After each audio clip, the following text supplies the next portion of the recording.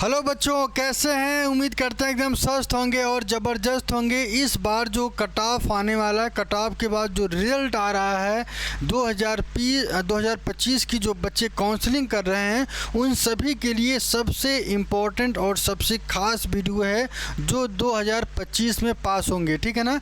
और उन सभी के लिए क्या करना है कि ऑल इंडिया कोटा और स्टेट कोटा की ये पूरी जानकारी यहाँ पे मैं देने वाला हूँ कि आपको कैसे काउंसलिंग कराना है, क्या दस्तावेज ले जाने हैं, कौन कौन से पेपर आपके होंगे, तभी आपको सबमिट किया जाएगा, वरना बाहर कर दिया जाएगा। तो डॉक्यूमेंट कौन कौन से हैं आइए देखते हैं, इस पे चर्चा कर लेते हैं, ठीक है।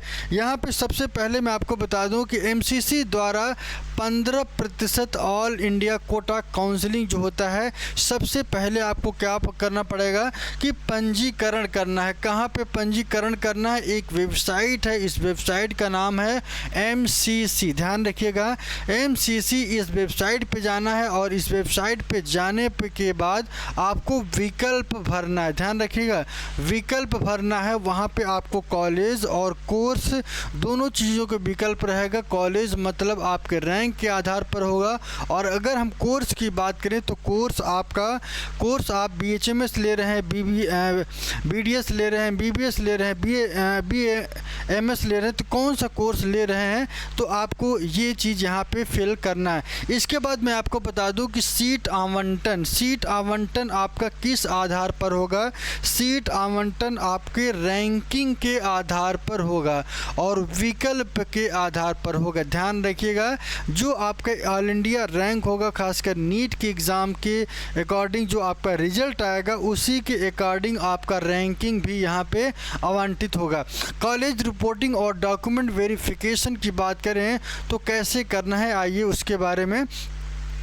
इसके पहले मैं अगले स्लाइड्स पे चलने से पहले मैं आपको बता दूं कि यहाँ पे जो कॉलेज की रिपोर्टिंग करनी है, आपको जैसे ये चीज़ें कंप्लीट होंगी उसके बाद आपको कॉलेज में रिपोर्ट करना होगा और डॉक्यूमेंट का वेरिफिकेशन करना होगा। डॉक्यूमेंट कौन कौन से ले जाना है इस पे चर्चा कर लेते हैं। यहाँ पे सबसे उसके पहले मैं आपको एक चीज़ थोड़ी सी और बता दूं कि 85% सीटों का काउंसलिंग जो है स्टेट लेवल पर होगा। कहाँ पे लेना चाहिए मैं आपको इसके बारे में बता दूं कि जहाँ पे जो आपके घर के नज़दीक हो, जहाँ पे आप आसानी से आ जा सकें, प्रयास ये करिए कि स्टेट में काउंसलिंग वहीं से कराएं जो आपके इर्द गिर्द हो मेडिकल कॉलेज, ठीक है।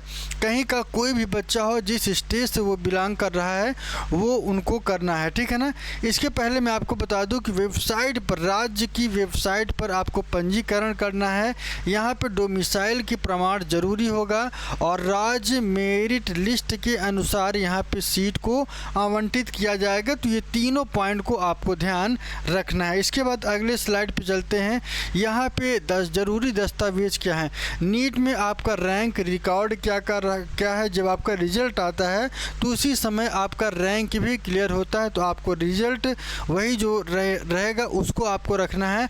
और इसके बाद आपको 10th और 12th की मार्कशीट, ध्यान रखिएगा, और कोई मार्कशीट नहीं चाहिए बल्कि 10th का जो आधार बनाकर और 12th की जो मार्कशीट और सर्टिफिकेट दोनों ले जाना है आपको।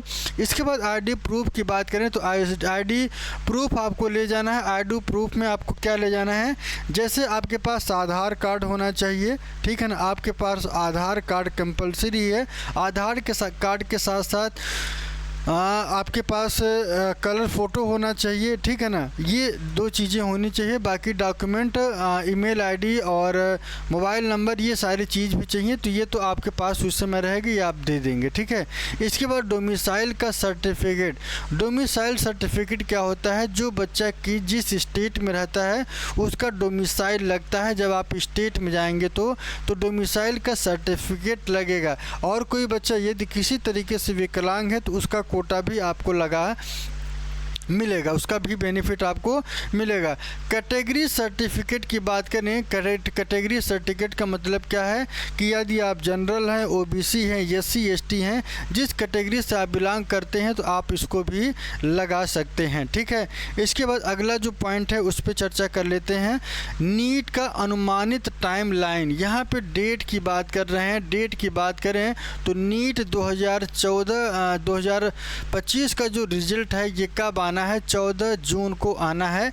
यहाँ पे फर्स्ट राउंड आपका 2-3 जुलाई के सप्ताह में होगा। फर्स्ट जो है राउंड जो है आपके जुलाई के सेकेंड वीक में होगा। तब तक आपके पास इतना टाइम ज़रूर है कि अपने डॉक्यूमेंट और पेपर को आप रख सुरक्षित कर लें। जो चीज़ें बनवानी है सब कुछ अपना बनवा के रख लीजिए। इंतज़ार नहीं करना है कि जब डेट आएगी तब बनाएंगे, तो उसके पहले ही आपको बना के रखना होगा। स्टेट काउंसलिंग की बात करें तो दूसरा जो स्टेट काउंसलिंग होगा वो कब होगा?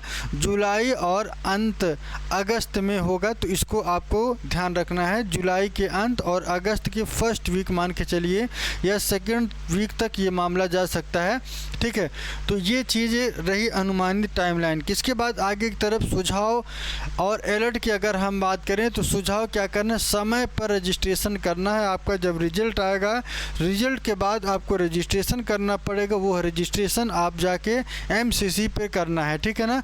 विकल्प भरते समय इस बात का ध्यान रखें कि आपसे कोई भी गलती ना हो, जैसे किस कोर्स में और किस कॉलेज में एडमिशन ले रहे हैं, इसमें सावधानी आपको बरतनी है।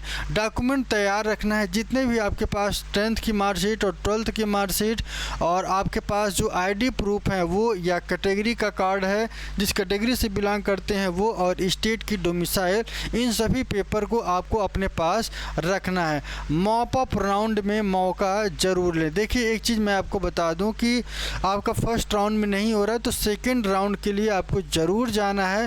हो सकता है कि वहाँ पे आपके लिए एक सीट मिले, क्योंकि कुछ बच्चे ऐसे होते हैं जो सीट को छोड़ देते हैं। ठीक है ना। तो छोड़ दें ठीक है, लेकिन आपके लिए वहाँ पे जगह रहता है। क्योंकि कुछ बच्चे ऐसे होते हैं जो बड़े जगह मिल जाते हैं, जैसे एम्स की बात करें, बीएचयू की बात करें। ठीक है, तो अगर वहाँ पे उनको मिलता है तो कुछ सीटें खाली होती हैं फर्स्ट राउंड के बाद। ठीक है ना।